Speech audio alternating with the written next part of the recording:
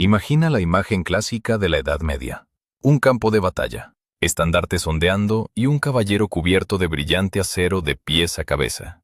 Él parece invulnerable, monumental y muy costoso. Cuando miramos vitrinas de museos o escenas de películas de Hollywood, surge la pregunta: ¿cuánto costaba esto? Si buscas en artículos populares o le preguntas a un conocido erudito, probablemente te responderán que una armadura completa costaba una fortuna, igual que un castillo, una aldea rica o el equipo de un ejército. Este mito está tan arraigado que lo consideramos verdad. Nos parece lógico que algo tan complejo solo pudiera ser accesible para los millonarios de la época. Pero analicemos esto críticamente. Si cada armadura costara igual que un castillo, ¿cómo podían los reyes medievales llevar miles, a veces decenas de miles, de caballeros al campo de batalla? La economía de cualquier país colapsaría ante esos gastos. Si la armadura de un caballero fuera como un caza moderno de quinta generación, ¿por qué hay montañas de cascos y corazas oxidadas en museos, que evidentemente no eran para reyes? La verdad es que la versión de la historia que conocemos simplifica en exceso la realidad. Decir que una armadura costaba mucho es como decir hoy que un auto cuesta caro. La afirmación es cierta, pero carece de sentido sin contexto. ¿Qué auto? ¿Un viejo utilitario o un deportivo exclusivo? La diferencia de precio puede ser abismal. Así sucedía también en el siglo XV. Vamos a un largo viaje a través de libros de contabilidad, informes fiscales y cartas de armeros de la Baja Edad Media. Nuestro objetivo no es adivinar, sino calcular. Deja de lado la romantización de las novelas de caballería y tomemos una calculadora. Averiguaremos cuántas piezas de plata debía pagar un caballero por un casco confiable, cuántos días trabajaba un carpintero para conseguir una coraza y si un mercenario podía permitirse una armadura completa. Primero, derribemos el mito sobre el precio de una aldea. Transportémonos a Inglaterra a mediados del siglo XV, donde encontramos documentos que registran la compra de equipamiento para arqueros y piqueros.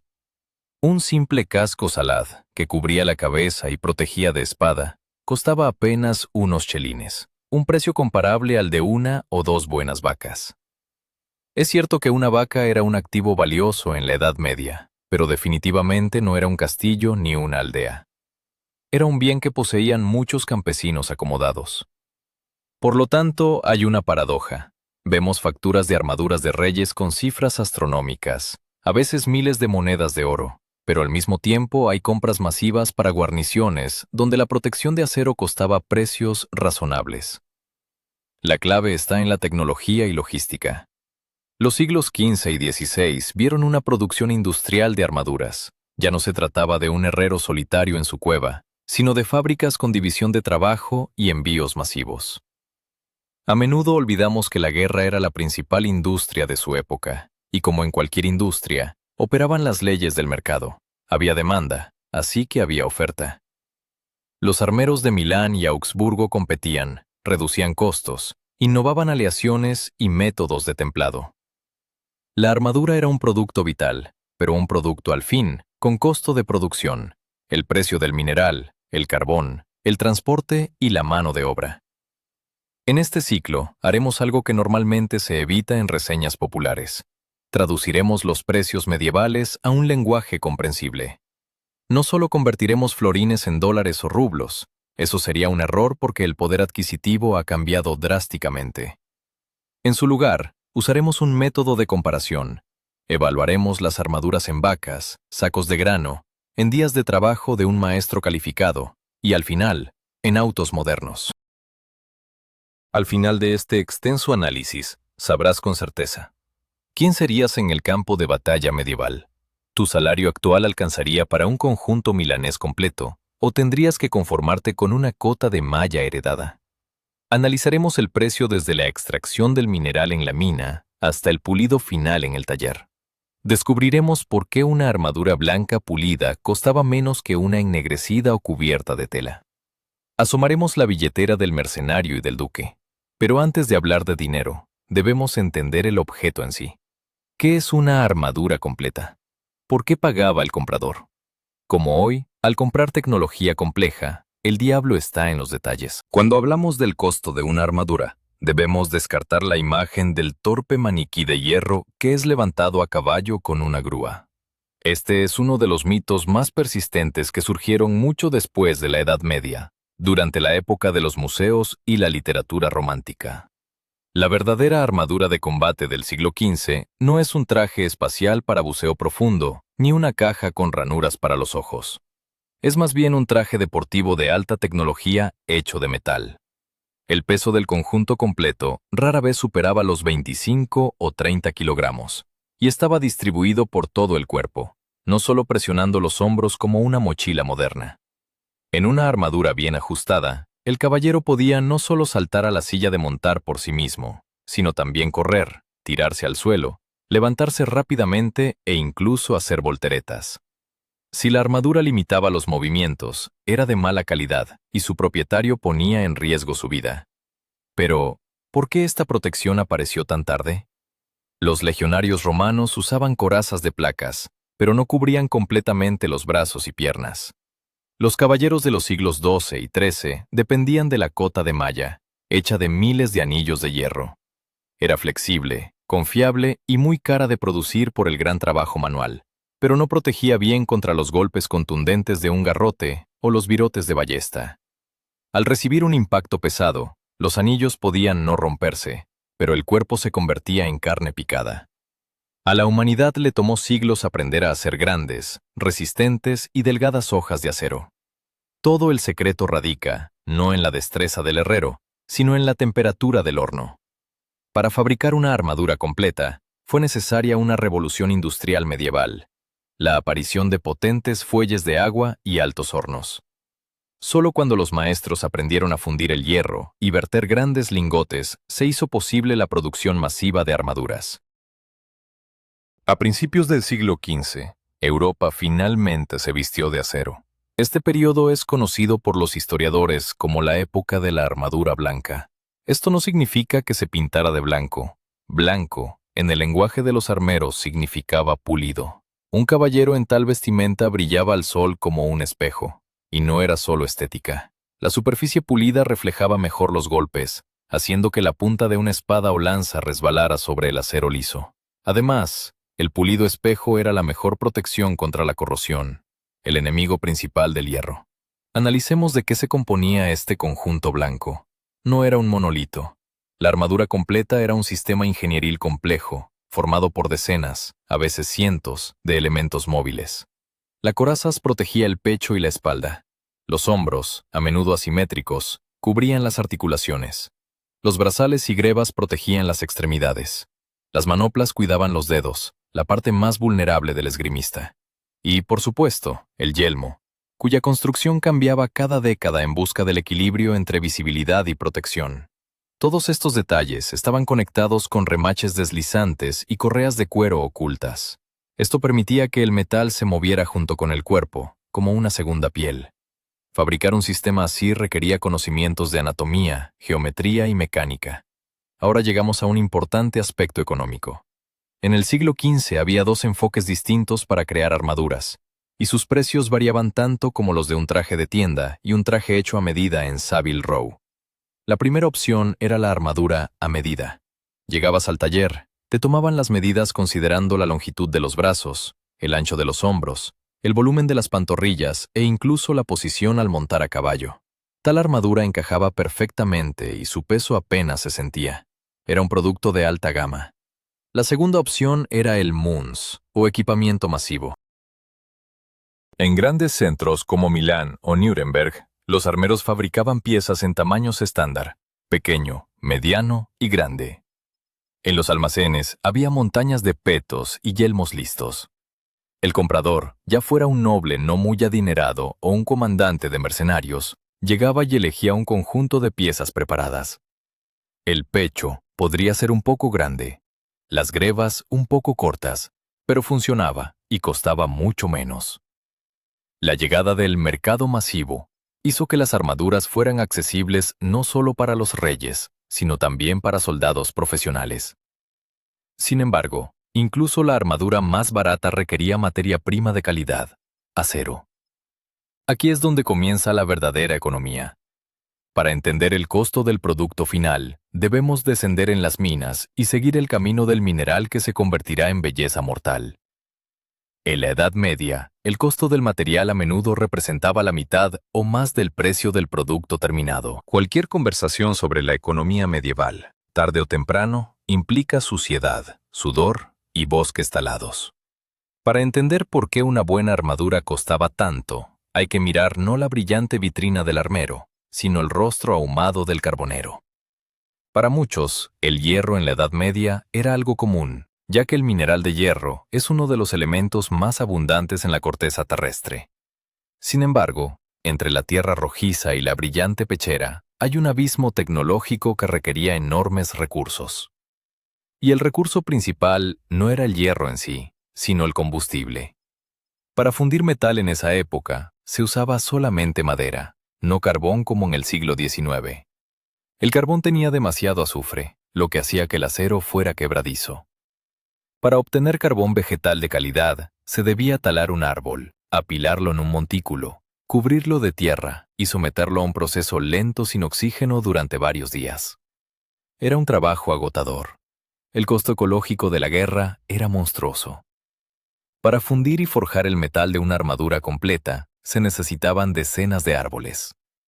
Los centros de producción de armas en Europa devoraban los bosques circundantes.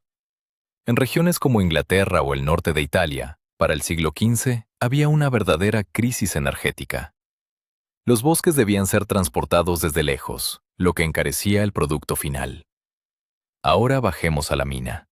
La minería de esa época era una actividad peligrosa y costosa.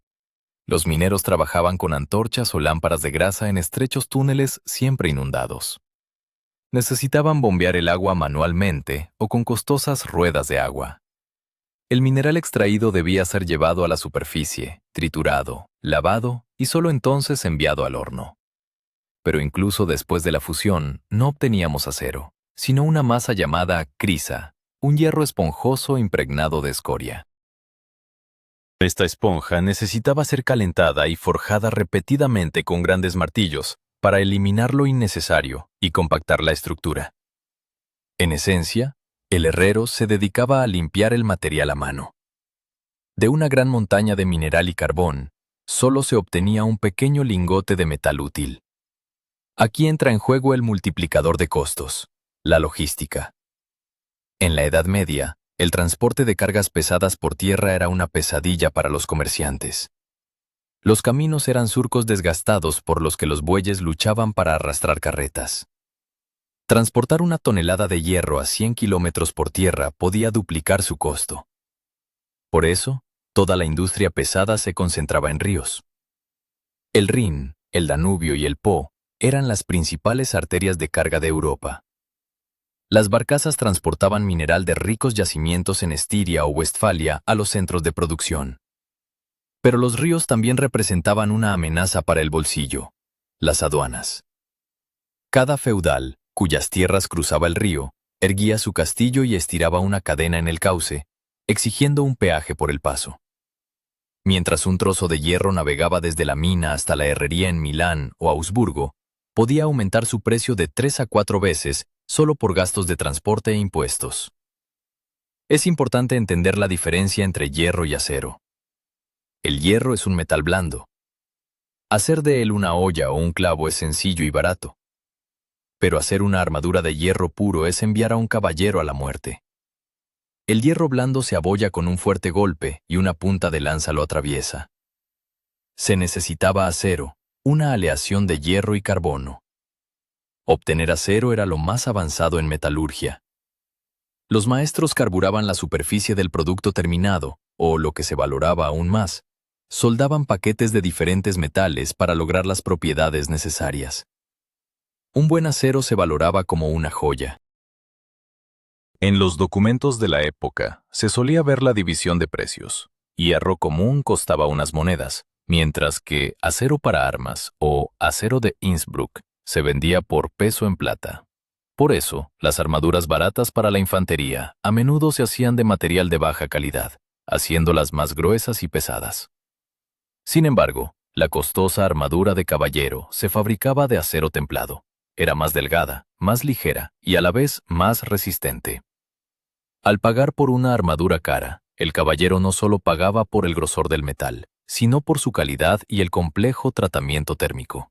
Así, cuando la pieza llegaba al banco del armero, ya contenía el esfuerzo de leñadores, carboneros, mineros, transportistas, barqueros y recaudadores de impuestos.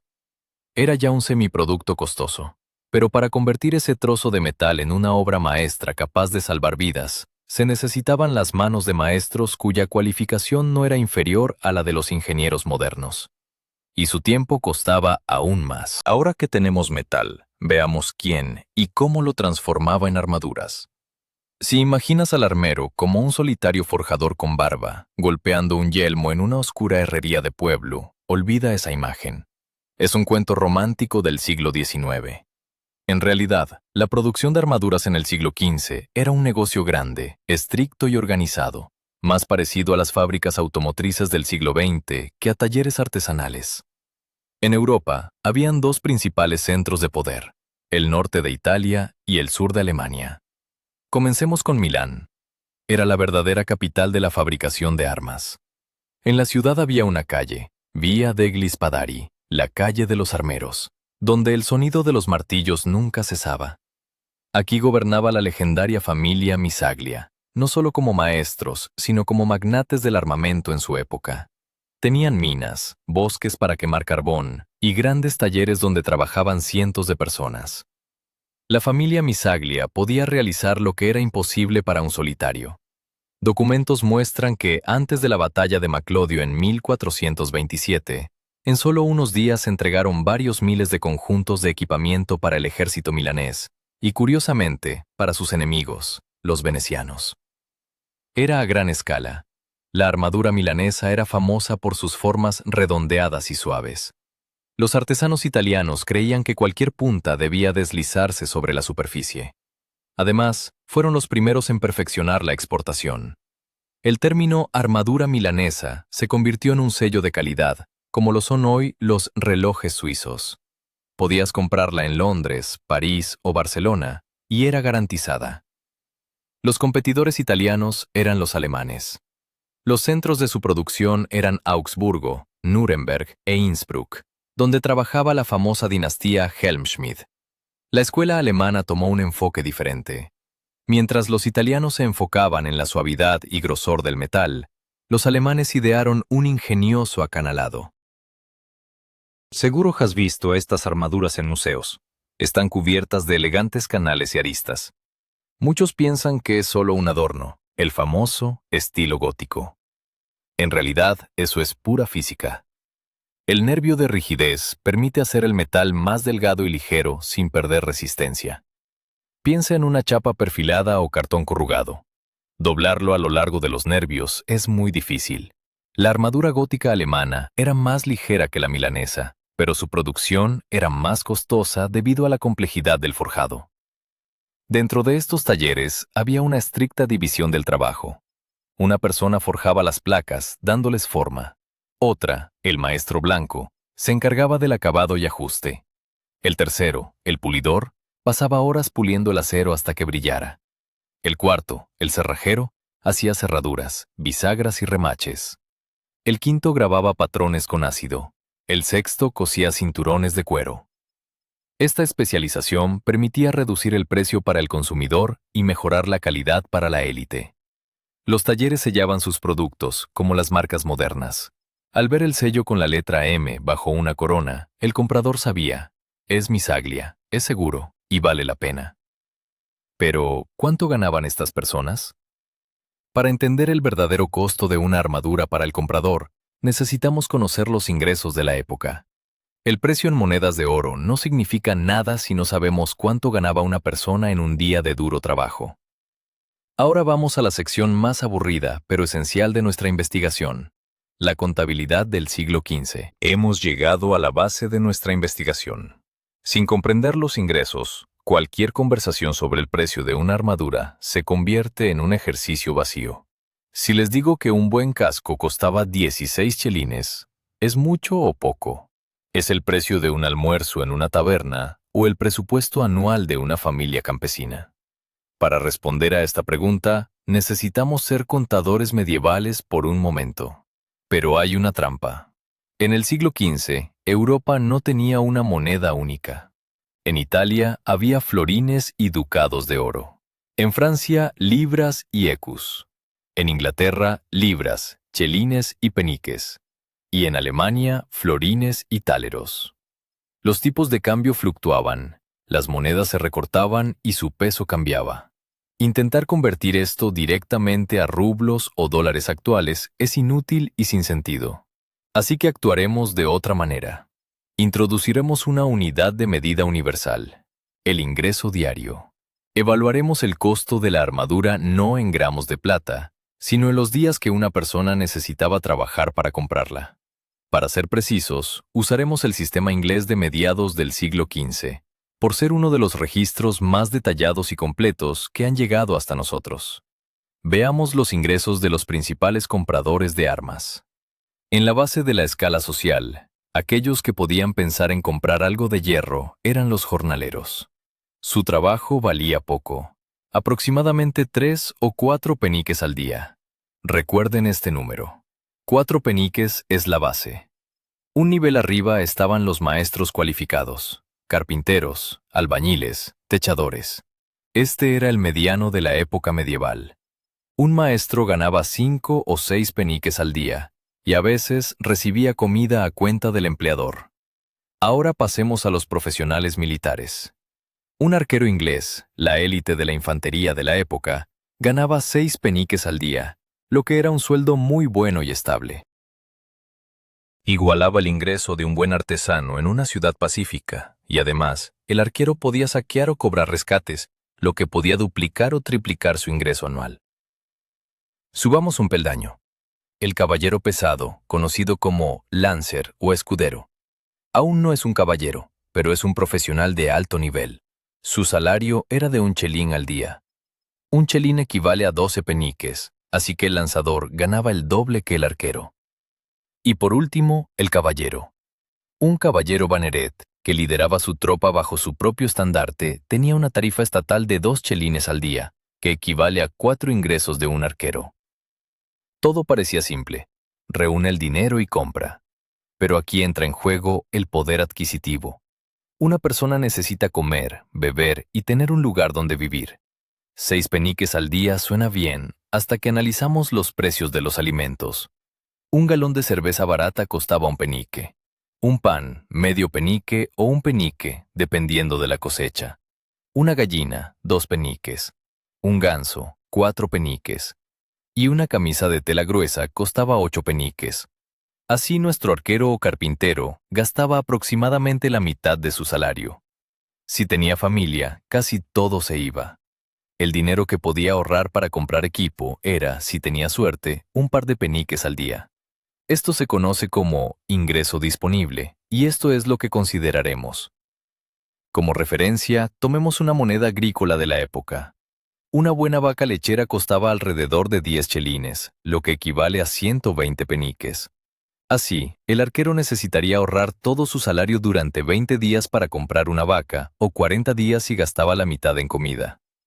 Un caballo de trabajo costaba más, alrededor de 20 chelines, es decir, 1 libra esterlina. Un caballo de guerra costaba varias veces más, a veces incluso decenas de veces más, pero eso lo veremos más adelante. Ahora imaginemos la escala de precios para la alta aristocracia.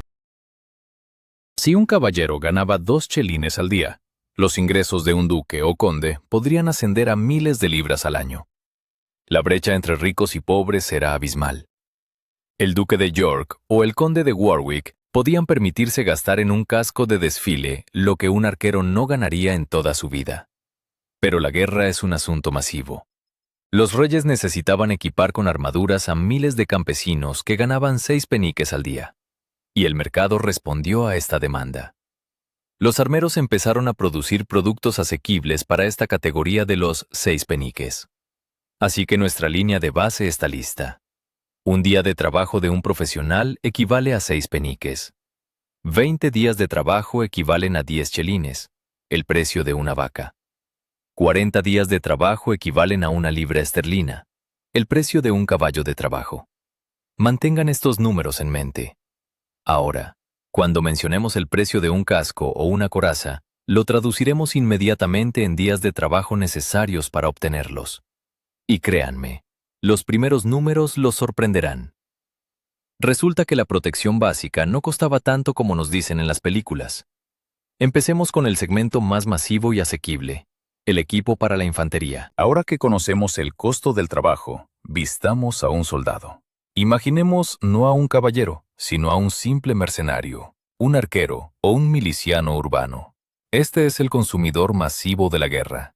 No necesita belleza, necesita sobrevivir en el combate cuerpo a cuerpo o bajo el fuego enemigo. La parte más importante de la protección siempre ha sido la cabeza.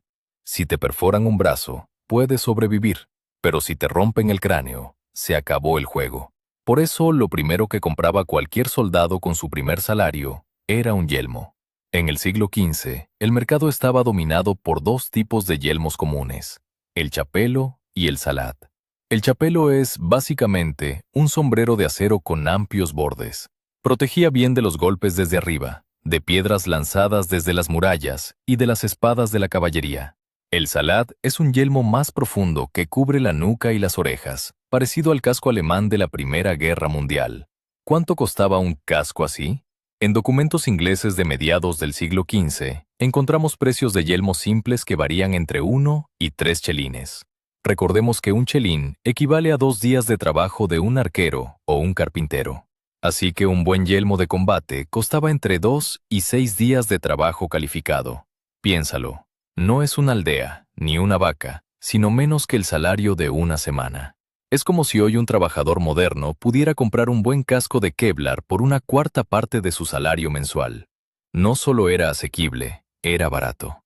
Cualquiera que iba a la guerra podía y debía permitirse esta compra. Ahora pasemos a la protección del cuerpo. Aquí predominaba la brigantina, o en una versión más económica, el doblete acolchado conocido como jack.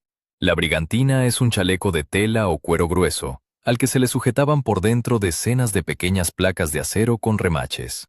Por fuera parece ropa, pero por dentro es armadura. Una buena brigantina costaba más que un yelmo, entre 10 y 16 chelines. Esto ya es una inversión considerable, equivalente al costo de una buena vaca o de 2 a 3 semanas de trabajo. Pero la brigantina ofrecía gran movilidad y una protección comparable a la de las armaduras. Sin embargo, a finales del siglo XV, la metalurgia dio un salto y aparecieron en el mercado las llamadas corazas de Múnich. Esto fue un verdadero producto de consumo masivo. Los armeros aprendieron a fabricar simples petos por miles. No los pulían hasta que brillaran como espejos. Eso era demasiado caro. Los dejaban negros, recién salidos del yunque, o los pintaban con pintura al aceite para prevenir la corrosión. Una de estas corazas negras para un infante podía costar solo 4 o 5 chelines. Eso es menos que el precio de una oveja. Imagina, la protección del corazón y los pulmones costaba menos que un animal doméstico. Si juntamos un conjunto básico para un infante, yelmo, un peto barato o brigantina, guantes de armadura simples y protección para el cuello, obtendremos un total de alrededor de 1 libra esterlina, 20 chelines. Esto equivale a 40 días de servicio de un arquero. ¿Es mucho? Por un lado sí. Es 1 mes y medio de trabajo sin comida ni bebida. Pero por otro lado, es el precio de una vida. La comparación más sorprendente nos espera si observamos las armas. Un buen ballesta con mecanismo de tensión, conocido como pierna de cabra o kranekin, solía costar más que toda la protección de su propietario. La ballesta es una mecánica compleja que requiere materiales costosos y un trabajo fino. Así que se presenta una situación paradójica. En el ejército medieval, el medio de ataque valía más que el medio de defensa. El soldado era una pistola de cristal. Podía matar a un caballero con un caro virote de una ballesta costosa, mientras que su propia armadura costaba lo mismo que un par de buenos zapatos. Este segmento económico revoluciona nuestra comprensión del costo de la guerra. La protección era accesible. El mercado estaba saturado de hierro barato de baja calidad que, sin embargo, cumplía su función. Pero al mirar hacia arriba y observar la nobleza, los precios comenzaban a elevarse exponencialmente, porque allí se pagaban no solo por el hierro, sino también por tecnología, confort y estatus. Pasemos a la clase media de la guerra medieval, la armadura completa de acero blanco. Estamos ascendiendo en la escalera social. Dejemos de lado la infantería con sus pesados petos y cascos baratos. Ahora nuestro héroe es un guerrero profesional, un caballero pesado, un escudero o un caballero modesto. Él es quien constituye la fuerza de choque del ejército medieval. No es rey ni duque, no tiene un tesoro infinito, pero la guerra es su oficio y la calidad de su equipo define su carrera y su vida. ¿Qué usaba este clase media? Usaba una armadura completa, de pies a cabeza. Estos son los caballeros brillantes que vemos en el cine, pero sin adornos dorados ni grabados elaborados. Los historiadores llaman a este conjunto armadura blanca o conjunto de exportación. Era confiable, funcional y mortalmente efectivo. Vayamos a las cifras. A mediados del siglo XV, una buena armadura completa de fabricación milanesa o alemana costaba en Inglaterra entre 4 y 8 libras esterlinas. El precio más común en los contratos de entonces era alrededor de 5 o 6 libras por un conjunto completo. ¿Es mucho o poco? Recordemos nuestra escala salarial. Un caballero, ese profesional, ganaba un chelín al día. Cada libra tiene 20 chelines. Así que una armadura de 5 libras costaba 100 chelines. Esos son exactamente 100 días de servicio, más de 3 meses de trabajo. Comparémoslo con hoy. Si tomamos el sueldo promedio de un especialista cualificado hoy, 3 o 4 meses de sueldo equivalen al costo de un buen coche usado o de un excelente equipo profesional, como un juego completo de herramientas para un taller o una potente estación de trabajo para arquitectos. Es caro, significativo para un presupuesto, pero no es el precio de un castillo ni el precio de un pueblo. Es una suma manejable para un profesional. Además, si nuestro héroe era nombrado caballero y ganaba 2 chelines al día, esa misma armadura le costaría solo 50 días de servicio. 1 mes y medio. Esto suena mucho menos aterrador que las leyendas de que los caballeros hipotecaban tierras por una coraza. Se hipotecaban tierras por la guerra en general, por caballos, sirvientes, banquetes y campañas, pero no por un simple fragmento de hierro. ¿Para qué se pagaban esos 100 chelines? Por la tecnología. A diferencia de la producción masiva de la infantería, esta armadura estaba templada. Los maestros calentaban el acero hasta un rojo cereza y lo enfriaban bruscamente en aceite o agua, alterando la estructura del metal. El acero templado era duro como el vidrio, pero también elástico. El hierro común se abollaba al ser golpeado y una abolladura podía romper costillas. El acero templado respondía, recuperando su forma. El precio incluía también la protección total de las extremidades. Las placas para las piernas y los brazos representaban una mecánica compleja. La rodilla debía doblarse, pero sin dejar huecos. El codo debía permitir cortar con la espada, pero soportar el golpe de un mazo. Cada parte consistía en múltiples placas superpuestas como escamas. Todo debía ensamblarse y remacharse de tal forma que los remaches no se atascaran y se ajustara con correas de cuero resistentes. Es aquí donde prosperaba la exportación italiana. Los comerciantes de Milán traían a Londres o Brujas conjuntos listos, empacados en barriles con aceite y virutas de madera, para evitar el óxido durante el viaje. El comprador iba al almacén y le seleccionaban la armadura casi como un traje en una tienda. ¿Necesita un peto más ancho? Tome este. ¿Las grebas son demasiado cortas? Ahora le reemplazamos por otro par de la barrica vecina. Fue la primera estandarización real en la historia. Por supuesto, esa armadura montada no se ajustaba tan perfectamente como la hecha a medida, pero cumplía su función al 100%. Es interesante comparar el costo de la armadura con otras cosas de estatus de la época. 5 libras por una armadura completa. ¿Sabe cuánto costaba la indumentaria de gala?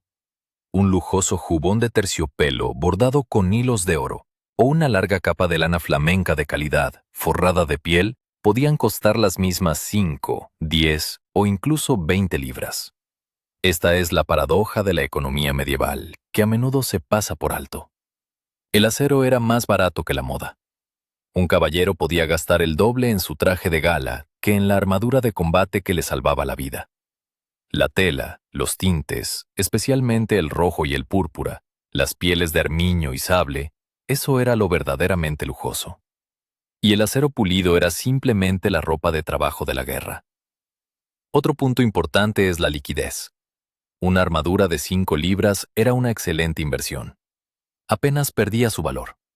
Si un caballero caía prisionero y necesitaba un rescate urgente, o si llegaban tiempos de hambre pacífica, siempre podía vender o empeñar su armadura.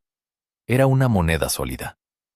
En los testamentos de la época, a menudo vemos a padres orgullosos que transmiten a sus hijos mi viejo conjunto milanés, como un activo valioso.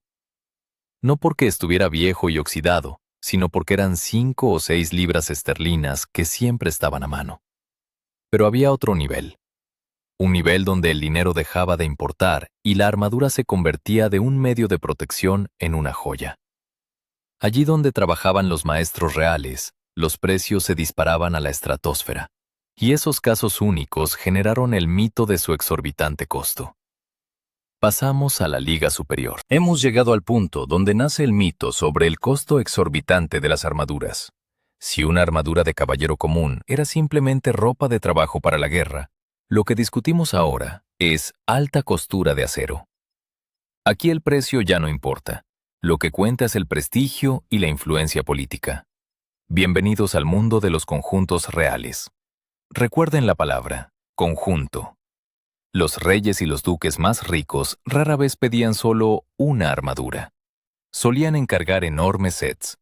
Imaginen un Lego para adultos, compuesto por cientos de piezas perfectamente ensambladas. Un conjunto incluía la armadura básica, pero, además, venía con decenas de elementos intercambiables. ¿Quieres ir a un ataque a pie? Conectamos un casco ligero y amplias hombreras. ¿Vas a un torneo con lanzas? Cambiamos la hombrera izquierda por un gran escudo que cubra la mitad del pecho y colocamos un casco pesado que se atornilla a la coraza. ¿Planeas una salida ceremonial? Quitamos lo innecesario y usamos piezas doradas. Un solo conjunto podía incluir entre 5 y 12 opciones de ensamblaje. Era una maravilla de ingeniería. Todos los tornillos y broches debían encajar con precisión de joyería, y eso tenía su precio. Si una buena armadura costaba 5 o 6 libras, el precio de un conjunto real podía superar fácilmente las 100, 200 o incluso 500 libras esterlinas. En términos salariales, eso equivalía a miles de días de trabajo de un maestro calificado. Con el precio de un solo conjunto, se podía armar y alimentar a toda una compañía de soldados. ¿Por qué tan caro? No solo era por la cantidad de hierro. El principal gasto era la decoración. Las armaduras reales no solo se pulían, se grababan con ácido, se recubrían con patrones complejos, se ennegrecían y doraban. Dorar en esos tiempos era un proceso mortalmente peligroso. Los artesanos usaban amalgama de mercurio, disolvían el oro en mercurio, aplicaban esta pasta sobre el acero y lo calentaban. El mercurio se evaporaba, dejando una delgada capa de oro puro firmemente adherida al metal. Los vapores de mercurio mataban lentamente a los maestros, y por este riesgo debían pagarse enormes sumas. Miren el famoso yelmo cornado del emperador Maximiliano I o las armaduras de Enrique VIII, hechas en los talleres de Greenwich. No son solo protección, son obras de arte, esculturas de acero que se pueden usar. Enrique VIII, por cierto, fue aún más lejos. Cansado de comprar armaduras en el extranjero, atrajo a los mejores artesanos de Alemania y Flandes a Inglaterra, creando un taller real en el palacio. Les pagaba gran cantidad, asegurándose de que trabajaran solo para él. Era una carrera armamentista, similar a la carrera espacial del siglo XX. El rey que tuviera la armadura más avanzada y brillante sería el más poderoso. A menudo, estas armaduras no se vendían, sino que eran regalos diplomáticos. El emperador del Sacro Imperio Romano podía regalar una armadura al rey inglés para solidificar una alianza contra Francia. Valorar tal regalo en dinero es imposible. Su valor era la guerra o la paz entre naciones. Pero seamos honestos. Estas obras maestras, que hoy están en el Louvre, el Museo Metropolitano o la Torre, son excepcionales. Son pocas. Juzgar el costo de la guerra basándose en ellas es como evaluar el precio de los coches solo por un exclusivo Rolls-Royce para un jeque árabe. Sí, existe y vale millones, pero el 99% de las personas conducen Fords y Toyotas. Incluso si eres rey y tienes dinero para un conjunto así, la compra es solo el principio de los gastos. No basta con comprar la armadura, necesita mantenimiento. El acero se oxida con el más mínimo contacto de una mano húmeda. Las correas de cuero se secan y se rompen, y los remaches se sueltan. Poseer una armadura completa es como tener un caprichoso coche deportivo. Necesitas un equipo de mecánicos, un garaje, repuestos y combustible. Pasemos a los costos ocultos que rara vez mencionan los libros de historia. ¿Cuánto costaba almacenar y llevar este hierro? ¿Y quién recibía un salario para que el caballero brillara? Imagina que compraste un coche caro. Pagaste el precio total, recibiste las llaves y saliste del concesionario. Pero cualquier propietario de un auto sabe que los gastos apenas comienzan. Combustible, seguro, cambio de aceite, llantas de invierno, estacionamiento. La situación con la armadura de un caballero era muy similar, solo que en lugar de gasolina y aceite, el caballero necesitaba otros materiales. La mayor ilusión de un novato es pensar que se puede usar la armadura directamente sobre la camisa, o, peor aún, sobre el cuerpo desnudo. Si lo haces, en una hora te convertirás en un solo moretón, y en combate, simplemente morirás por una herida contundente. La armadura de placas es solo una capa exterior. Debajo existe una compleja estructura de tela llamada armadura acolchada. No se trataba solo de una chaqueta acolchada. Era la base de todo el conjunto. Las piernas de armadura, que pesaban varios kilos cada una, no se sostenían solas sobre las caderas. Se ataban con cordones especiales al cinturón del doblete. Los hombros también estaban fijados a la tela. La armadura acolchada debía ajustarse perfectamente al cuerpo. Si es demasiado suelta, empezará a moverse y a rozar. Si es demasiado ajustada, corres el riesgo de asfixia.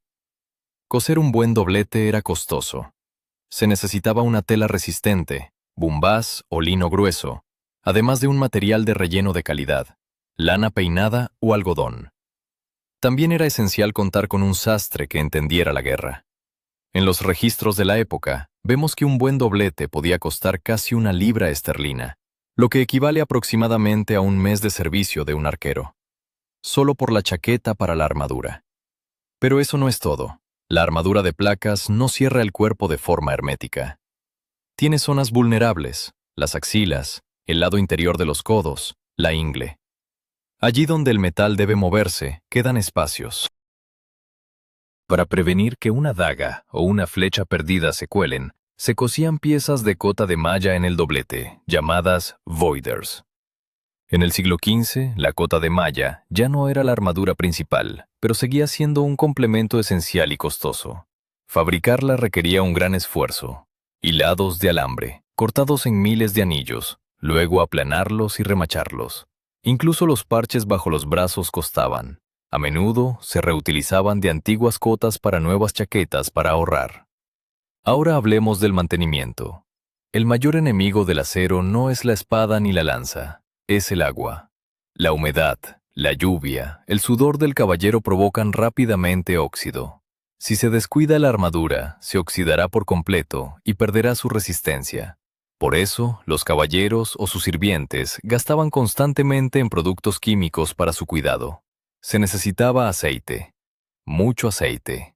El aceite de oliva en el norte de Europa era un bien importado costoso, pero esencial para lubricar el metal. También se requería grasa animal para las correas, y las correas en total eran un gasto significativo, ya que una armadura completa tiene numerosas. Se secan, se agrietan o se rompen en combate y deben ser reemplazadas con frecuencia. Las hebillas se rompen, los remaches se caen. Para limpiar las armaduras se usaban arena, vinagre y piedra pómez. Existía un método especial para los perezosos. La cota se colocaba en un barril con arena y se rodaba por el patio durante horas hasta que los anillos brillaban. Eso también es trabajo, y hay que pagarlo. Llegamos así al gasto oculto más importante, el recurso humano. Un caballero no puede vestirse solo, es físicamente imposible. Para ajustar las correas de la espalda, colocar los hombros y fijar el casco, necesita un asistente. Un asistente calificado. El escudero o criado de combate no es solo un chico que corre, es un especialista técnico.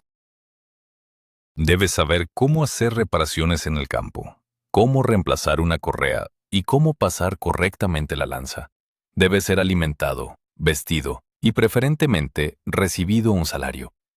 Si el caballero va a la guerra, lleva consigo al menos 1 o 2 sirvientes. Su mantenimiento es un gasto constante que recae sobre el guerrero. Además, la armadura debe transportarse adecuadamente.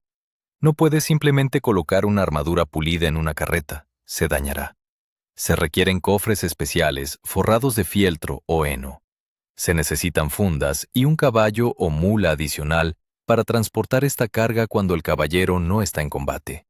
Así que, al sumar el costo del doblete, las inserciones de cota de malla, el kit de reparaciones, las correas de repuesto, los cofres y el salario del sirviente por medio año, descubrimos que esta suma puede igualar el costo del propio hierro. Adquirir la armadura era solo la mitad del trabajo. Mantenerla lista para el combate es donde realmente surge el problema financiero. Era como una hipoteca constante sobre la propia seguridad. Sin embargo, incluso estos gastos son menores en comparación con lo que un caballero debía invertir para convertirse en una verdadera unidad de combate. Porque un caballero es un jinete, y necesitaba no solo un caballo, sino un tanque vivo. Hemos visto que una armadura de buena calidad costaba alrededor de 5 o 6 libras esterlinas.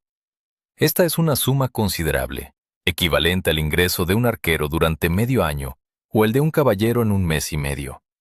Pero si la armadura es como una costosa herramienta profesional, ahora hablaremos de un verdadero lujo.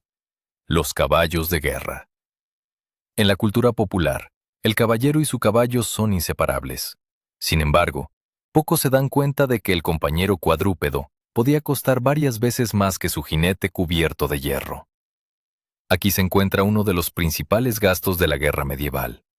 Analicemos la clasificación, ya que no todos los caballos podían ir a la batalla.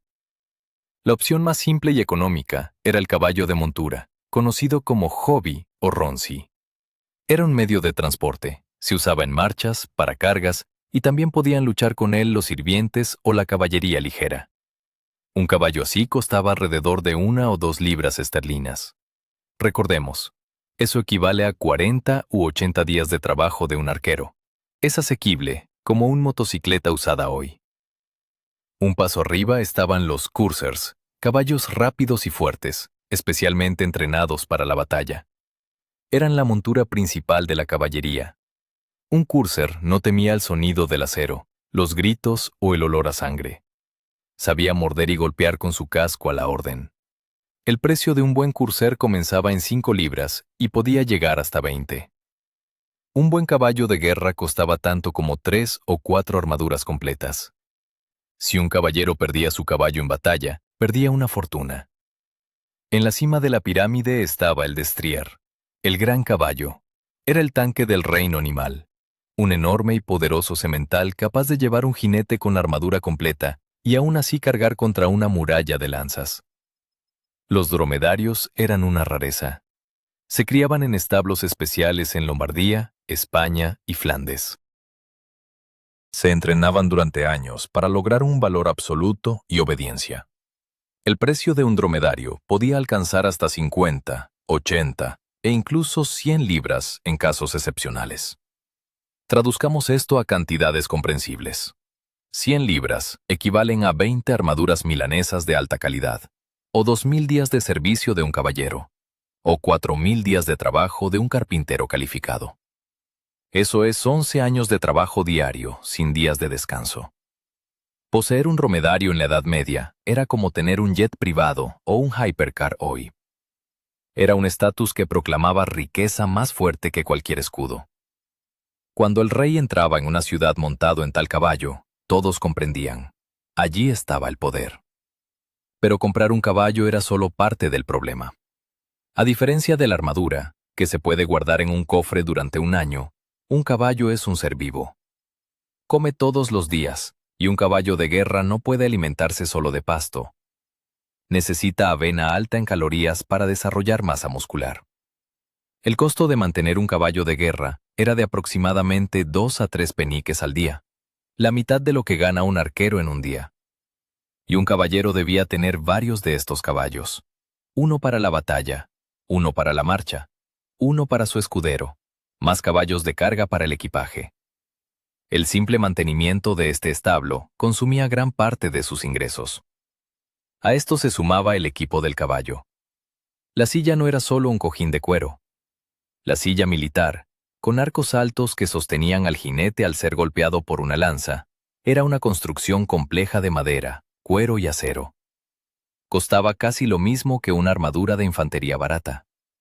Recordemos también las bardas del caballo. En el siglo XV, comenzaron a reforzar a los caballos con acero. Un morro de chanfrón, protección del cuello crinet, pectoral peitral y protección del croup. La superficie del caballo era varias veces mayor que la del hombre. Se necesitaban grandes planchas de acero y fabricarlas era más complicado. Una barda de acero completa podía costar más que la armadura del jinete. Y toda esta magnificencia era mortal. La armadura se puede reparar. Si hay un agujero, un herrero puede parcharlo por unos pocos chelines. Si matan a un dromedario de 50 libras bajo el jinete, ese dinero se pierde para siempre. El riesgo de pérdida de capital era colosal. Por eso los reyes a menudo implementaban un sistema de compensación, el llamado restauro equorum, reembolso por caballos. Antes de una campaña, clérigos especiales eran obligados a evaluar el costo de los caballos de cada caballero. Si un caballo moría en batalla o por enfermedad, el tesoro debía reembolsar su valor. Las cuentas del Tesoro de Inglaterra y Francia están repletas de registros de pagos por caballos caídos. Eran sumas enormes que drenaban los presupuestos de los países en guerra más rápido que la compra de armas. La guerra era una carnicería no solo para las personas, sino también para sus capitales. Imaginemos la situación. Un caballero lanza su ataque. Lleva una armadura de 6 libras. Debajo de él, un caballo de 40 libras. Encima de su caballo, armadura de 10 libras. En sus manos, una lanza y una espada. En total, bajo él y sobre él, una fortuna, suficiente para comprar toda una calle de casas en Londres. Y un solo disparo certero de una ballesta barata o un cañón podría convertir todo esto en un montón de carne muerta y hierro inútil. ¿Qué sucedía después de la batalla? Cuando el polvo se asentaba, salían al campo personas completamente diferentes. Aquellos para quienes la guerra no era cuestión de honor, sino un modo de ganarse la vida. Comenzaba la etapa más cínica y lucrativa de la economía bélica, la recolección de trofeos. Cuando cesaba el estruendo de la batalla y se asentaba el polvo, en el campo aparecían personas muy diferentes. Para ellos, la guerra terminaba y comenzaba el trabajo. En la cultura popular, el saqueo se muestra como un robo caótico, donde individuos oscuros despojan de carteras a los cadáveres. Sin embargo, en la realidad del siglo XV, la recolección de trofeos era un proceso económico crucial, bien regulado y organizado. Imagina un campo cubierto de cuerpos. En cada tercer o cuarto caído, hay una armadura cuyo valor supera el ingreso anual de una familia campesina. Dejar esto en el barro sería tan absurdo como hoy dejar en la carretera cientos de furgones blindados llenos de dinero. El hierro costaba caro. Un buen acero costaba aún más. Por eso, el campo de batalla se limpiaba a fondo. Quitar la armadura de un muerto o herido era un trabajo arduo. Un conjunto de armadura no es algo que se pueda simplemente quitar como un abrigo. Es un complicado sistema de correas, hebillas y cordones que a menudo se empapaban de sangre y barro, se hinchaban y se volvían imposibles de desabrochar. Los saqueadores, ya fueran soldados vencedores o equipos de vivanderos, llevaban pinzas, cuchillos y martillos. No tenían piedad. Si un yelmo se quedaba atascado tras un golpe, podían simplemente derribarlo. Si las grebas no se quitaban, cortaban las correas. Aquí se encuentra el sombrío secreto de la economía medieval. La armadura convertía al hombre en una caja fuerte ambulante. Y para abrir esa caja, a menudo era necesario matar al propietario. El famoso puñal misericordia, o puñal de la misericordia, con su afilado filo, fue creado precisamente para esto. Se deslizaba por la rendija del yelmo o por el costado, dando fin a la disputa por los bienes. La vida de un caballero solo se salvaba si el rescate por él era mayor que el valor de su armadura en el mercado secundario. ¿A dónde iban estas montañas de hierro? Justo detrás del ejército avanzaba un gran convoy de comerciantes, revendedores y artesanos. Eran los carroñeros de la guerra. Compraban los trofeos en el lugar, pagando en efectivo, pero, por supuesto, con un gran descuento. Un soldado que quitaba una coraza a un enemigo muerto por 5 libras podía vendérsela a un revendedor por 10 chelines, para luego gastar ese dinero o enviarlo a casa. Las armaduras después entraban en un enorme ciclo de segunda mano.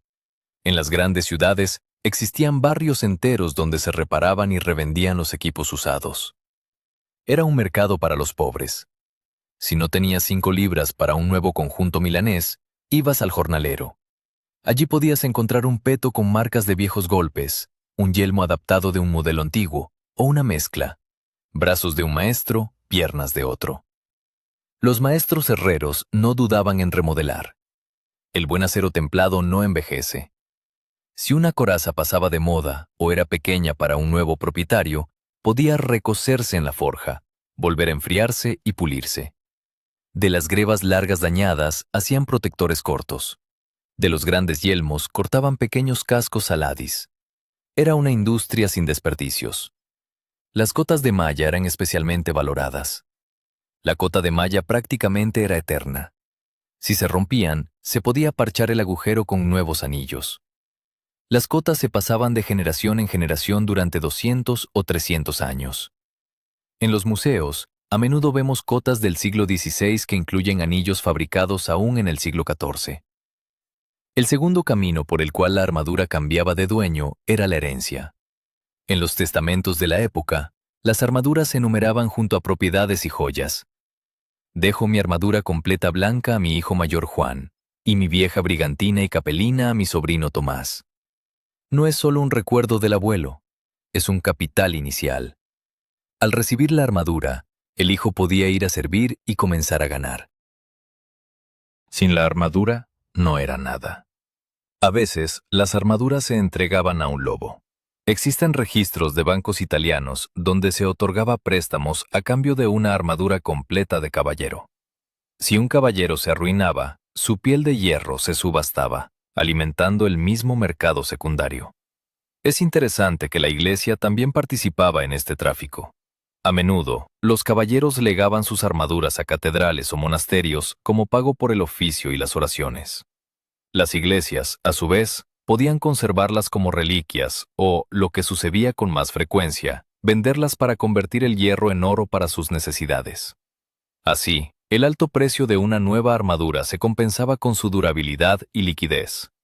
Era un objeto que se podía usar toda la vida y luego vender, recuperando parte del dinero. O, si no tenías suerte, era un objeto por el cual podías ser asesinado en un callejón oscuro o en el campo de batalla. Ahora, cuando hemos recorrido todo el camino, desde el mineral en la mina hasta la redistribución en el campo de batalla, tenemos todos los componentes de la ecuación. Sabemos el costo del trabajo, el costo de los materiales, el costo del prestigio y el costo del riesgo. Es hora de reunir todo en una sola tabla. En el próximo capítulo haremos grandes matemáticas y, finalmente, responderemos a la pregunta clave. ¿Cuánto cuesta en términos de nuestros actuales rublos, dólares y euros, utilizando el índice de poder adquisitivo? Prepárense, los números serán sorprendentes. Hemos llegado a la parte más crítica de nuestra investigación. Es hora de convertir todas las cifras que recopilamos, precios de hierro, carbón, trabajo de artesanos, ingresos de arqueros y caballeros, a la moneda que usamos hoy. Para hacerlo de manera justa, dejaremos de lado la conversión directa a través del oro, ya que su precio fluctúa, mientras que el trabajo humano es una medida más estable. Usaremos el método del índice de trabajo. Imaginemos a un profesional calificado moderno, un ingeniero, un mecánico experimentado o un gerente medio. Alguien que sabe lo que hace y gana un salario digno, aunque no excesivo. En el siglo XV, su equivalente era un caballero o escudero, que ganaba un chelín diario. Supongamos que nuestro caballero de oficina gana, digamos, el equivalente a $100 o euros al día. O si tomamos su ingreso mensual, alrededor de 2 a 3 mil unidades monetarias. Esta será nuestra referencia. Un chelín, entonces, equivale a un día de trabajo de un profesional moderno. Ahora vamos a la tienda medieval. Miremos el estante con cascos de infantería. Su precio es de 3 chelines, lo que equivale a 3 días de trabajo, aproximadamente $300. ¿Qué significa esto? Un buen smartphone de gama media o un electrodoméstico básico. No es precisamente el precio del pueblo. Es algo que cualquier persona que trabaje puede permitirse con su salario sin necesidad de endeudarse. Tomemos el equipo completo para un infante: brigantina, casco y antebrazos de lámina. Su precio es de 1 libra, es decir, 20 chelines. 20 días de trabajo. Eso equivale a un salario mensual. Imaginen tener que gastar todo su ingreso de un mes en ropa de trabajo. Es duro, pero real. Muchos hoy gastan más en un computador potente o en unas vacaciones. Ahora, acerquémonos a la vitrina con una verdadera armadura blanca. Un conjunto completo de Milán. Su precio es de 6 libras esterlinas, lo que equivale a 120 chelines. 120 días de trabajo. Contando fines de semana, serían 6 meses de trabajo. 6 meses de vida. Si convertimos esto a dinero actual según nuestro tipo de cambio, resultaría en alrededor de 15 o 20 mil dólares. Y aquí es donde se derrumba el mito de la inaccesibilidad de la armadura. ¿Qué se puede comprar hoy por 20 mil dólares?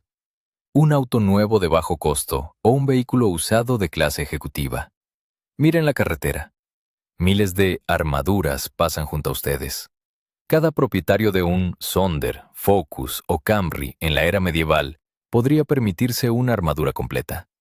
Tal vez tendría que ahorrar años o pedir un préstamo, pero no era un lujo. Era un producto cotidiano y necesario. Pero esperen, olvidamos el caballo. Vamos a la sección de transporte de élite.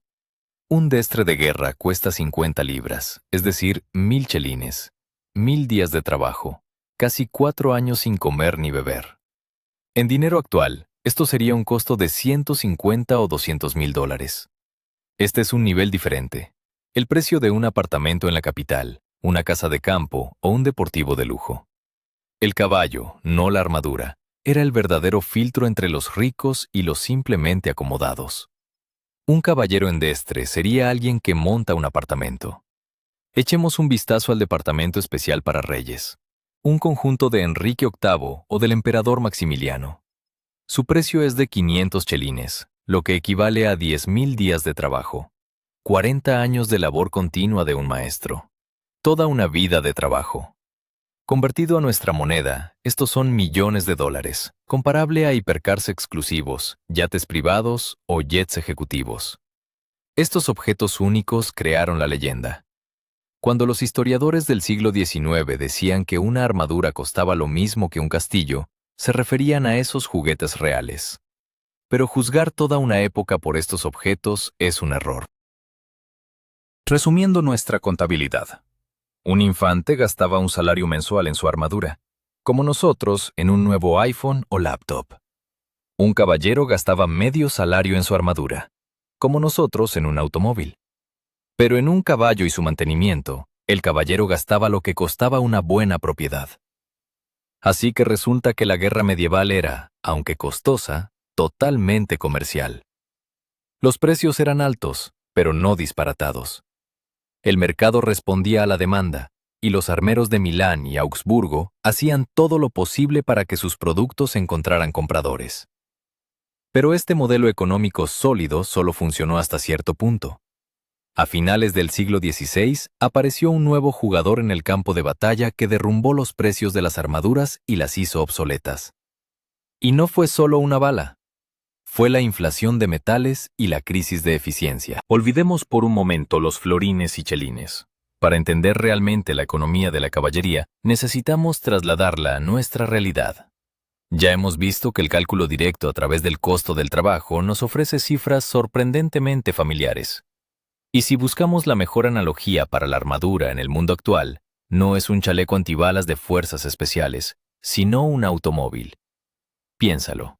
Un automóvil es un medio de transporte, una protección contra el entorno, un símbolo de estatus y un dispositivo complejo que requiere mantenimiento. En el siglo XV, la armadura cumplía exactamente las mismas funciones. Mira a un infante. Su simple yelmo salade y su coraza costaban lo mismo que un scooter eléctrico, una buena bicicleta o una moto usada barata. Era un medio de supervivencia para los mensajeros de guerra. Era accesible y funcionaba, pero si sufrías un accidente serio, es decir, un golpe de la caballería, probablemente no te salvaría. Era un riesgo que se pagaba con un costo de entrada bajo. Ahora analicemos al profesional. Un caballero con armadura o uno no tan rico. Su armadura milanesa de acero endurecido equivalía a un sedán moderno de gama media. Un caballo de batalla fiable, como un Toyota o un Volkswagen. Según nuestros cálculos, el costo de tal conjunto era igual al ingreso de un especialista durante 6 meses. Muchos de nosotros compramos coches así. Algunos ahorran, otros piden préstamos. Es una compra importante, pero no te convierte en millonario. Simplemente compras confianza. Sabes que este sedán milanés arrancará por la mañana, es decir, te protegerá de un golpe con espada y no se deshará en un año. Era un mercado masivo. Los armeros de Milán funcionaban como las fábricas de Henry Ford, saturando Europa con automóviles de guerra estándar y de calidad. Ahora elevemos la vista. Conjuntos reales con dorados y grabados. Esto ya no es solo transporte. Es un Bentley, un Ferrari o un Rolls-Royce. El propietario de tal armadura no pagaba por la protección. El acero era el mismo que el de los conjuntos baratos. Pagaba por la marca, por un diseño exclusivo, por ser el centro de atención en el campo de batalla. El costo de tal superauto podía equivaler al presupuesto de una pequeña ciudad. Así como hoy los jeques coleccionan autos raros, los reyes de antaño acumulaban en sus armerías docenas de armaduras valiosas, muchas de las cuales nunca habían visto el polvo de la batalla.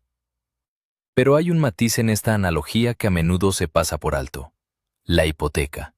Hoy, muchos viven en departamentos hipotecarios. En la Edad Media, el caballero también estaba cargado con una especie de hipoteca. Solo que no pagaba por la armadura, sino por la infraestructura.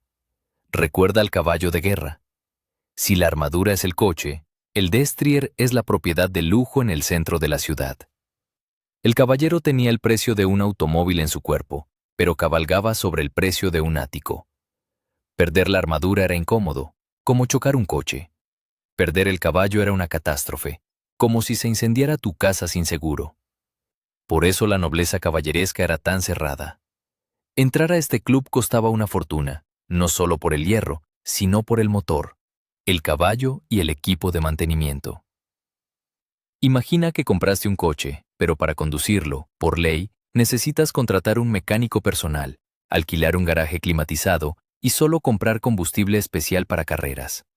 Además, debes tener un segundo coche para transportar el primero. Eso es la economía de la caballería. La armadura era solo la punta del iceberg de los gastos. Además, al igual que los coches, las armaduras tenían su propia depreciación. Con cada golpe, abolladura y pulido, el metal se volvía más delgado. El recurso de la armadura no es infinito. Después de 10 a 15 años de uso activo, un sedán milanés se convertía en un montón peligroso de chatarra que necesitaba reemplazo. El mercado de la vivienda de segunda mano, de hierro de segunda mano, funcionaba como hoy en Avito o Craigslist. Se vende cota de malla, sin accidentes, un dueño murió de disentería. Las personas compraban de segunda mano, reparaban y personalizaban. Era una economía viva y dinámica. Pero cualquier mercado colapsa cuando llega una tecnología que cambia las reglas del juego. Imagínate que mañana inventan el teletransporte y los coches dejan de ser necesarios. Algo similar ocurrió con el mercado de armaduras, solo que, en lugar de teletransportes, llegó la pólvora. Y afectó no solo a la protección, sino también a los bolsillos. En el siguiente capítulo veremos cómo una bala, que costaba centavos, desvalorizó el trabajo de los mejores maestros de Europa y obligó a los reyes a contar el dinero de una manera muy diferente. Existen leyendas hermosas y trágicas sobre el fin de la Edad Media. Se cuenta que un día, en el campo de batalla, un arquero con un arcabuz salió, apretó el gatillo y la bala atravesó la brillante coraza de un caballero, haciendo que la era de la nobleza cayera en el barro.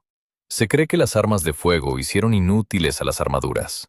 Sin embargo, si visitas cualquier gran museo militar, encontrarás cientos de corazas del siglo XVI y XVII. Son gruesas, pesadas, y muchas tienen una pequeña hendidura redonda. No es una herida mortal, sino un signo de calidad. En el siglo XVI, los armeros no se dieron por vencidos. Entraron en una auténtica carrera armamentista para crear armaduras a prueba de balas, y lo lograron. Las tecnologías de Temple alcanzaron tal nivel que una buena coraza podía detener una bala de pistola o un mosquete ligero. Para demostrarlo a los compradores, los maestros realizaban lo que se conocía como disparo de prueba. Colocaban la coraza a 30 o 50 pasos, cargaban un mosquete y disparaban. Si el acero resistía, quedaba una hendidura en el lugar del impacto, la marca de prueba. Por esta señal, el maestro cobraba un extra como garantía de vida. Entonces, ¿por qué desaparecieron las armaduras? La respuesta no está en la física, sino en la economía y la fisiología. El problema era la energía. Para detener una pesada bala de plomo a la velocidad del sonido, el acero tenía que ser muy grueso. En el siglo XV, el grosor del peto era de 1 a 2 milímetros, pero a mediados del siglo XVII creció a 5, 6 o incluso 8 milímetros en el centro del pecho. Esto incrementaba drásticamente el peso. Una armadura completa que antes pesaba 25 kilogramos, ahora debía pesar entre 40 y 60 kilogramos para ser a prueba de balas. Llevar tal peso era físicamente imposible. Ya no era una armadura, sino un búnker personal en el que solo se podía estar de pie o caminar lentamente. Los armeros hicieron sacrificios. Primero se deshicieron de las botas de acero, y luego de las grebas, protegiendo las piernas con altas botas de cuero. La lógica era cruel pero económica. Una herida en la pierna incapacita, pero rara vez mata de inmediato, mientras que una herida en el pecho es mortal. Por eso toda la masa de metal se concentró en la coraza y el casco. Así nació la armadura 3/4 y luego simplemente la coraza. Pero aún este conjunto reducido costaba una fortuna. Hacer una placa de acero templado de 6 milímetros era mucho más complicado que forjar una lámina delgada. Requería más carbón, más tiempo, más potencia de martillos y una alta calificación de los herreros. El más mínimo error en el temple de una placa así podía hacer que se agrietara o se desintegrara al ser impactada. Aquí es donde la economía de la guerra dictó su veredicto. En una balanza estaba el mosquete, un simple tubo de hierro en una culata de madera, que podía ser fabricado por un aprendiz y costaba menos de 1 libra esterlina. En la otra balanza estaba la armadura a prueba de balas, complicada, pesada, que requería meses de trabajo de un maestro élite y costaba decenas de libras. La relación entre el precio del proyectil y la armadura se volvió absurda. Para matar a un noble con armadura que costaba lo mismo que el ingreso anual de un pueblo, bastaba con un campesino con un mosquete que valía un saco de granos y una bala que costaba centavos. La efectividad de la defensa ya no justificaba el costo de producción. Reyes y generales comenzaron a contar dinero. Por el precio de una coraza a prueba de balas, podían contratar y armar a 10 mosqueteros. En la era de ejércitos masivos, en la que el número de tropas creció de 5.000 a 50 y 100.000, vestir a todos con acero de calidad se volvió imposible. Los presupuestos estallaban. La armadura no desapareció de inmediato. La élite y la caballería pesada usaron corazas durante otros 200 años, hasta las guerras napoleónicas y la Primera Guerra Mundial.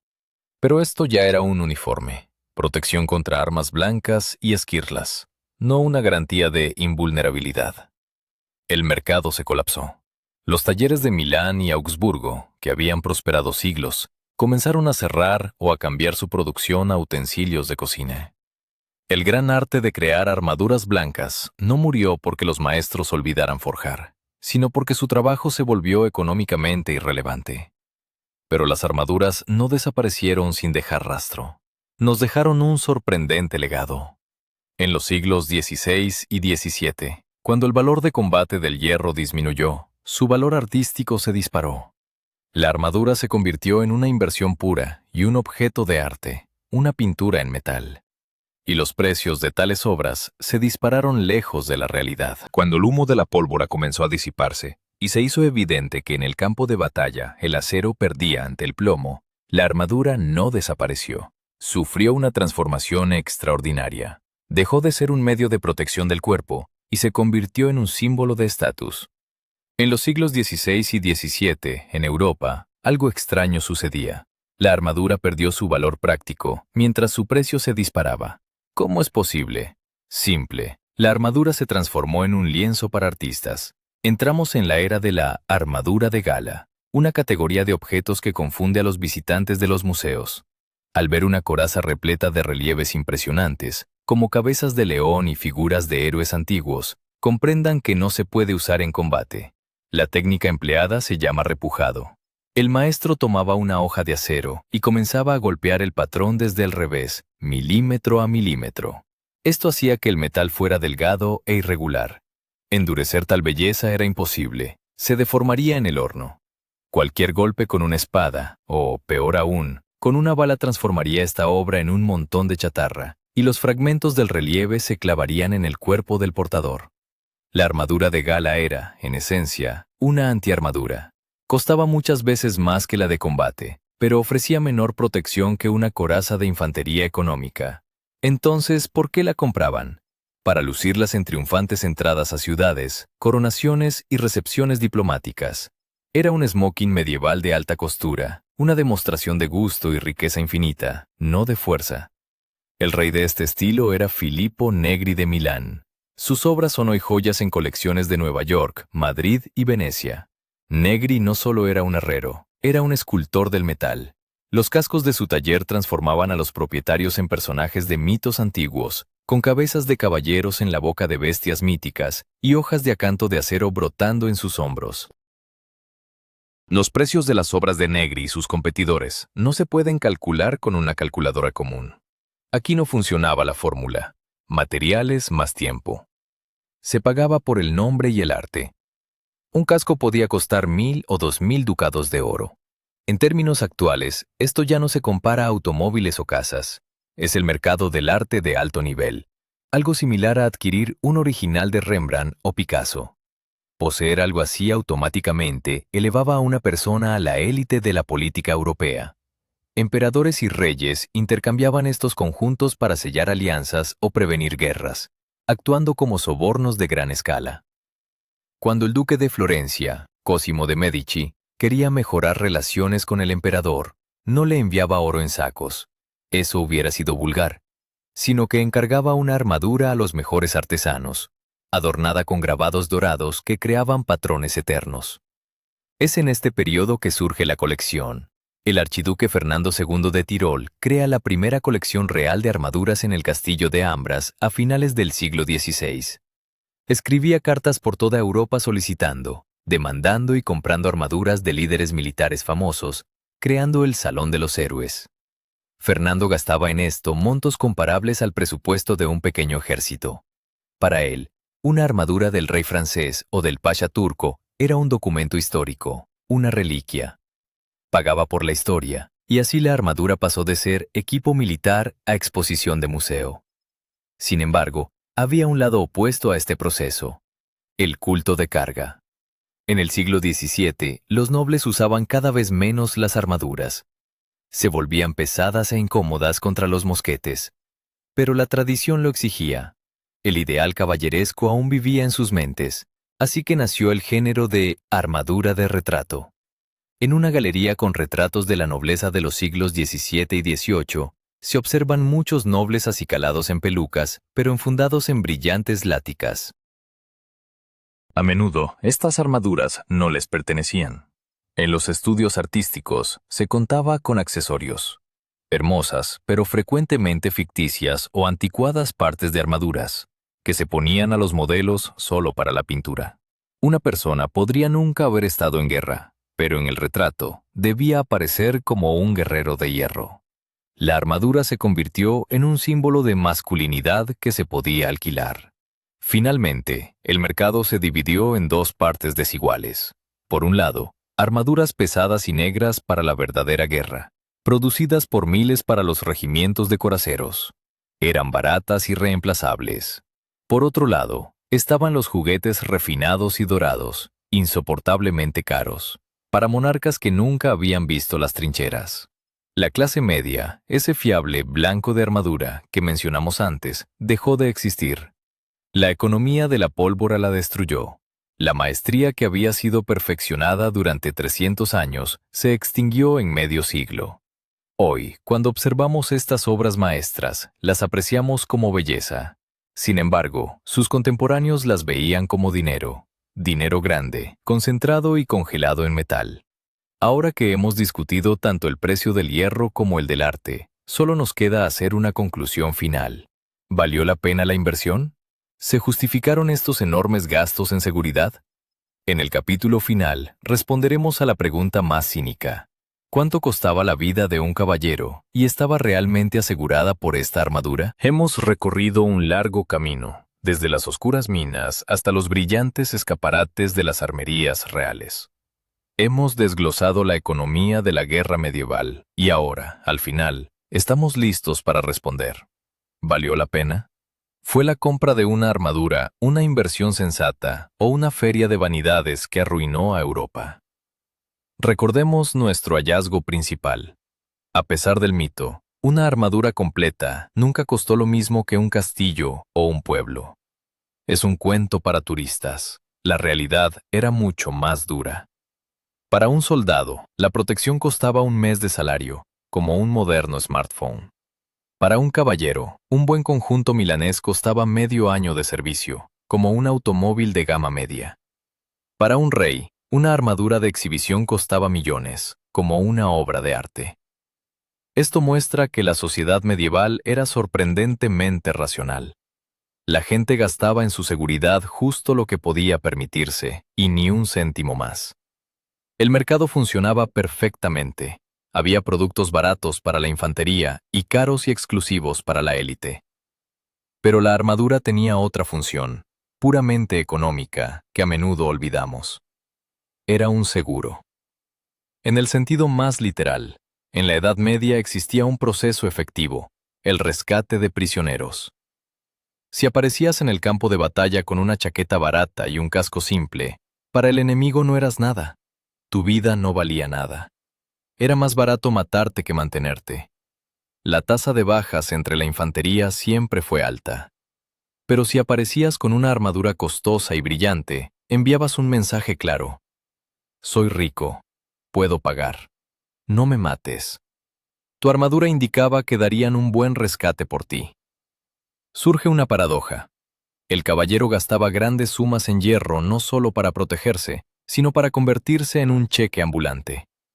La armadura aumentaba las posibilidades de sobrevivir, incluso si era capturado.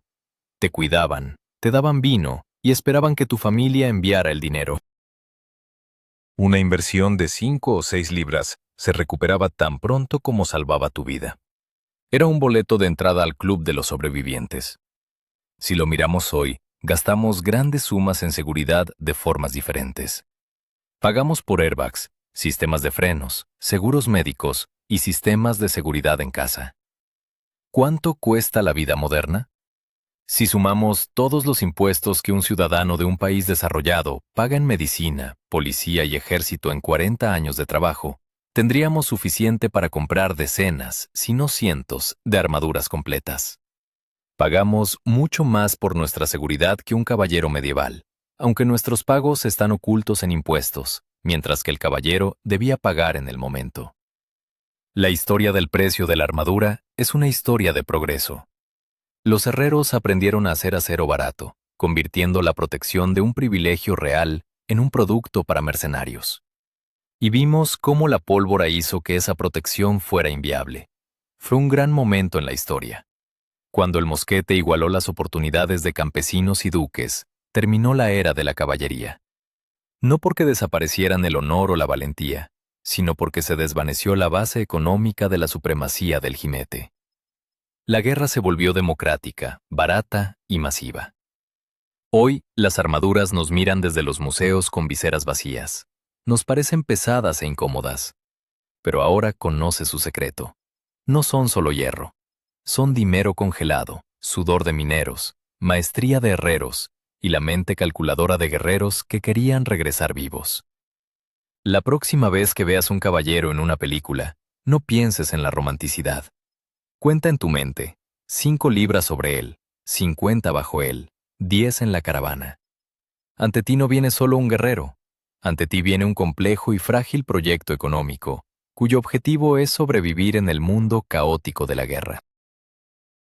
Y a veces, mirando tu contrato hipotecario o seguro de auto, nos sorprendemos al darnos cuenta de que no somos tan diferentes de ellos.